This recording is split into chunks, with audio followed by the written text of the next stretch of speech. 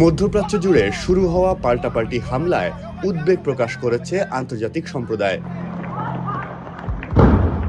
জাতিসংঘ মহাসচিব অ্যান্তনিও গুতেরেসের মতে, মধ্যপ্রাচ্য সংঘাত আন্তর্জাতিক শান্তি ও নিরাপত্তার জন্য বড় হুমকি। তিনি অবিলম্বে যুদ্ধ বন্ধের আহ্বান করেন। রাশিয়া ইরানে যুক্তরাষ্ট্রের হামলার তীব্র নিন্দা জানিয়েছে।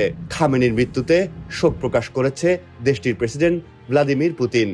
ফ্রান্সের president Emmanuel Macron, German chancellor Friedrich Merz ও যুক্তরাজ্যের প্রধানমন্ত্রী কিয়ার স্টারমার এক যৌথ বিবৃতিতে ইরানকে আলোচনার মাধ্যমে সমাধানের পথ খুঁজতে আহ্বান জানিয়েছেন। তবে দেশ তিনটির তরফ থেকে জানানো হয়েছে, মধ্যপ্রাচ্যে নিজেদের স্বার্থ রক্ষায় পদক্ষেপ নিতে প্রস্তুত তারা। ফ্রান্সের প্রেসিডেন্ট ইমানুয়েল মাখোঁ সতর্ক করে বলেন, উত্তেজনা বাড়তে থাকা সবার জন্যই বিপজ্জনক। ফ্রান্সের ঘনিষ্ঠ দেশগুলো যদি অনুরোধ করে, তবে তাদের রক্ষা করতে প্রয়োজনীয় সব শক্তি মোতায়েনে ফ্রান্স প্রস্তুত আছে বলেও মন্তব্য করেন মাখোঁ। অপরদিকে যুক্তরাজ্যের প্রধানমন্ত্রী কিয়ার স্টারমার সামাজিক যোগাযোগ মাধ্যম এক্সে এক ভিডিও বার্তায় জানিয়েছেন, যুক্তরাজ্যের সামরিক ঘাঁটি থেকেই যুক্তরাষ্ট্রকে প্রতিরক্ষামূলক পদক্ষেপ নেওয়ার অনুমতির সিদ্ধান্ত নিয়েছে দেশটি।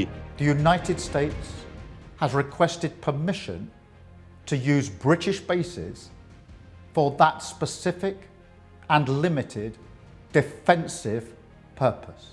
We have taken the decision to accept this request.